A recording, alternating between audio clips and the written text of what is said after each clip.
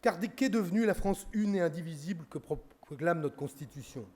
Combien sont-ils aujourd'hui à revendiquer fièrement la République tout en divisant les Français? Combien sont-ils à avoir oublié que la République, c'est d'abord la concorde entre tous les citoyens? Après la tempérance, la sobriété, je veux en terminer par la concorde. La France est peuplée de citoyens aujourd'hui qui sont devenus invisibles. Invisibles parce que personne ne veut prendre la peine de regarder ce qu'ils vivent.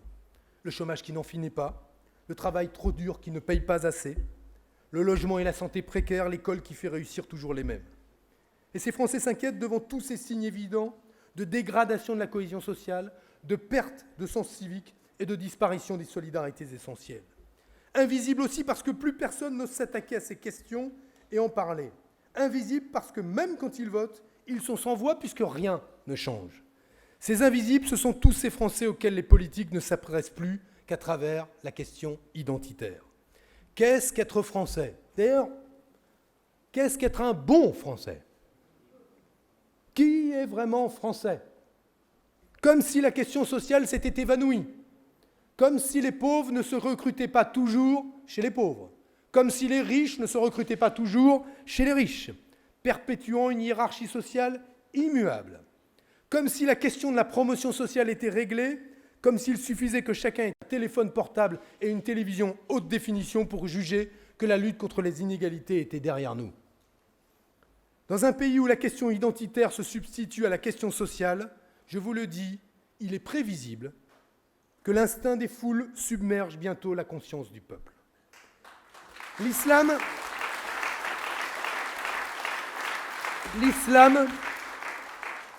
est devenu l'obsession française de ce début du XXIe siècle. J'étais frappé par l'interprétation de Pascal Boniface qui nous disait comment un pays comme la France, qui en 2003 était sans doute un des pays les plus respectés dans le monde arabo-musulman, est-il devenu, en un peu plus de 10 ans, le pays jugé dans ce même monde comme le premier pays islamophobe. Comment en sommes-nous arrivés là? Je voulais vous donner une petite étude, je ne veux pas être non plus trop long, mais c'est une obsession telle que dans une enquête internationale qui a été réalisée en 2014 par l'Institut Ipsos Mori dans 14 pays, intitulée « Les périls de la perception », la France se distingue comme le pays, en 2014, où la perception du nombre de musulmans présents est la plus éloignée de la réalité constatée. En France, les personnes interrogées pensent que 31% de la population française est musulmane, alors qu'en réalité, on doit être entre 6 et 10% selon, c'est-à-dire, mettons 8%, mais très très éloigné de ce que pensent ou perçoivent les Français. Et le dernier épisode en date de cette hystérie, c'est l'interdiction du burkini sur les plages. Je vais en parler juste pour dire ce que ça révèle et ce qu'il faut changer dans ce pays. Moi, je n'aime pas le burkini si c'est la marque revendiquée d'une inégalité entre les femmes et les hommes, ou si c'est un vêtement revendiqué comme pudique, jugeant que toutes les autres femmes seraient impudiques. Mais la polémique partie de Cannes, elle va bien au-delà d'une étoffe qui couvre les baigneuses musulmanes. Elle cible une nouvelle fois tous les musulmans, sans distinction. Et jusqu'à présent, c'était la droite et l'extrême droite qui se faisaient concurrence sur le registre de la polémique identitaire. Mais c'est nouveau. À gauche aussi, le burkini a suscité des réactions embarrassantes ou navrantes. Moi, je n'y vois pas, comme Jean-Luc Mélenchon, une provocation politique, comme si nous subissions une initiative organisée qui aurait délibérément programmé la présence de femmes en burkini sur les plages de l'été. Je veux dire aussi ma consternation devant les propos incohérents du Premier ministre au quotidien La Provence. Il y affirme que la plage est un espace public qui ne tolère pas les revendications religieuses. Mais qui empêchera demain, au nom de ce raisonnement certain, de considérer qu'une barbe associée à une djellaba, c'est sur une plage une provocation religieuse? Quels sont les prochains espaces qui seront interdits à nos compatriotes musulmans qui veulent afficher la visibilité de leurs convictions? Ça n'est pas la laïcité. Ça n'a rien à voir avec la laïcité. Ça n'a si peu à voir avec la laïcité que le Conseil d'État a donné le droit. Et il a donné le droit et il l'a rappelé au Premier ministre, qui, avec le président de la République, devrait être le garant de ces libertés fondamentales. Il a dit quoi, le Conseil d'État? Que cette position et les arrêtés anti-Burkini étaient une atteinte grave, pas à rien, à la liberté d'aller et venir, à la liberté de conscience et à la liberté personnelle. Je me réjouis de la solidité de nos institutions, de la solidité, de la robustesse de la République, quand elle rappelle le droit, les principes fondamentaux, y compris au Premier ministre, surtout au Premier ministre aujourd'hui. Et je le dis,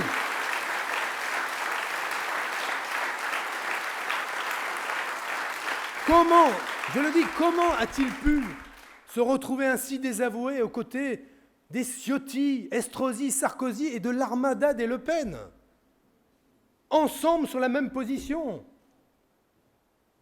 Et ceci, sans que jamais François Hollande ne trouve à y redire. Si, il a fait une déclaration. Ni provocation, ni stigmatisation. Ni. Mais,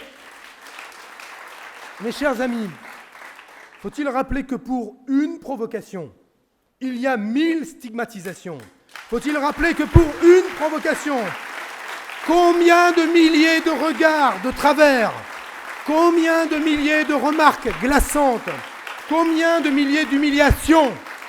Qu'il les semble-t-il difficile d'aller contre l'opinion sur ces questions-là? Qu'il les semble-t-il difficile?